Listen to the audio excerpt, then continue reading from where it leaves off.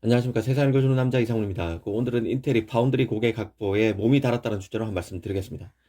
최근 인텔의 파운드리 사업과 관련해서 인텔이 오픈소스 플랫폼인 리스크5로 칩을 설계하는 페미스를 돕기 위해서 10억 달러의 펀드를 만들었다는 소식이 있었습니다.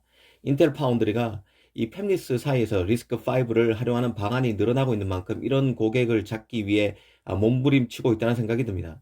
이 사실 인텔이 파운드리를 한다는 얘기는 자신의 독점 IP인 x86 CPU IP를 오픈해서 이 고객인 팹리스가 쉽게 설계할 수 있도록 한다는 뜻과 함께 자신의 팹에 ARM IP, 리스크5와 같은 다른 팹리스들이 사용하고 있는 IP를 테스트해서 심어 놓는다는 뜻을 내포하고 있는 것입니다. 이 파운드리 사업을 위해 이전에는 자신의 칩만 설계해서 폐쇄적으로 만들었던 것을 자신의 IP뿐만 아니라 타인의 IP까지 포함해서 유연하게 표준화해서 오픈해야 한다는 의미가 담겼습니다.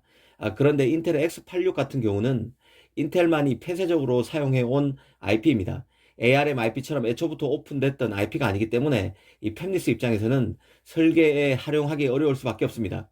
X86 IP를 공개하더라도 그것에 관심을 볼 팹리스가 거의 없을 것, 많지 않을 것이라는 의미를 갖고 있습니다. 이 때문에 인텔로서는 삼성 TSMC 등과 어깨를 나란하게 하기 위해서라도 다른 IP 소유업체와 협력해서 다른 기술에 대한 설계 키트와 도구를 제공해야 합니다. 인텔로서는 자체 IP 외에 지원되는 다른 IP 구조를 만들어야 하는데 그래서 리스크5 쪽에 지원을 크게 늘리고 있다고 이해하시면 쉽습니다. 사실 리스크5의 최대 장점은 개방된 IP를 통해서 저렴한 비용으로 칩을 설계할 수 있다는 것입니다. 또 다른 장점은 칩 기능 확장을 상대적으로 쉽게 할 수도 있습니다. ARM IP를 기반으로 칩을 설계할 경우는 칩 기능을 업그레이드 해야 하는 업그레이드 하기 위해 추가 명령어를 더 넣고 싶을 때 반드시 ARM의 아키텍처 라이선스를 구매해야만 합니다. 그러나 리스크5는 무료로 사용할 수 있는 명령어 집합 구조, ISA에 사용자가 원하는 명령어를 마음껏 추가할 수 있습니다. 저렴한 비용으로도 칩 확대 가능성이 무궁무진하다는 뜻입니다. 특히 저마다 계획한 맞춤형 칩을 설계할 수도 있습니다. 리스크5 기반으로 개발된 칩이 ARM 기반 칩과 비교해서 성능이 큰 차이를 보이지 않고 있다는 점도 장점으로 꼽히는데요. 이 전문가들은 리스크5의 ISA 수준이 ARM 최상위 제품군인 ARM 코어텍스 A55 시리즈까지 도달했다고 평가하고 있습니다. 그래도 오픈소스 칩 제작이다 보니 아무래도 성장이 더뎠던 게 사실인데요. 지금까지 마이크로 컨트롤러와 일부 기본적인 시스템 원칩 설계에만 적용되어 왔습니다. 하지만 최근 몇 년 새 이런 분위기도 변화가 나타나고 있는데요. 이 수년 전부터 사물 인터넷, 증강현실, 웨어러블 환경 조성 등으로 새로운 IT 시장이 창출되고 있는 게 첫 번째 이유입니다. 더구나 칩 신규 시장의 경우는 표준 제약이 덜합니다. 그런 만큼 새롭고 저렴한 리스크5로 칩 설계에 도전해보는 분위기가 시장에서 조성되고 있습니다. 가령 서버와 PC용 CPU는 인텔, 스마트폰 AP는 ARM이 지배하고 있는데 초전력 컴퓨팅에서부터 고성능 컴퓨팅은 아직 무주공산입니다. 이런 영역에 리스크5가 충분히 자리 잡을 수 있다는 뜻과도 같습니다.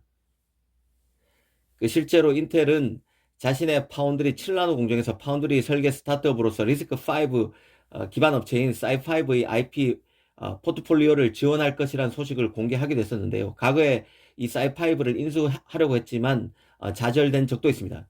이 인텔 입장에서 보면 7나노면 최신 노드입니다. 이 파운드리에서도 마진이 높은 첨단 노드에 집중하겠다는 의지를 드러낸 것입니다. 이 분야에서 리스크5의 확장 가능성에 대비하는 모습으로도 볼 수 있겠습니다. 리스크5의 성장 가능성이 크지만 너무 가대평가하지 말아야 한다는 반론도 있는데요. 리스크5의 성장 가능성은 상당히 크지만 이 자동차용 CPU 등은 높은 신뢰도를 요구하고 있습니다. 그래서 보수적인 칩 시장에서 ARM 개발 환경을 더 선호할 수밖에 없다는 반론이 있습니다. 어찌됐든 인텔로서는 이번에 파운드리에서 실패하지 않겠다는 의지가 읽히는 대목으로 볼 수 있습니다. 이미 인텔 파운드리가 X86, ARM 그리고 리스크5에 최적화된 유일한 주조 공장이라고 프로모션하고 있는 상황입니다. 사실 인텔은 자신의 칩만 만들기도 벅찬 업체인데요. 하지만 이 반도체가 전략 자산이 되고 미국 정부의 파격적인 자국업체 지원과 맞물려서 또다시 파운드리 진출을 선언했습니다. 지금 인텔이 많은 투자에 나서고 있지만 파운드리 사업을 제대로 하기에는 턱없이 부족한 게 현실입니다. 파운드리 사업이 가시밭길이라는 뜻입니다. 이런 객관적인 조건을 뚫고 인텔이 파운드리 사업에서 연착륙할 수 있을지 지켜볼 필요가 있다는 생각입니다. 감사합니다.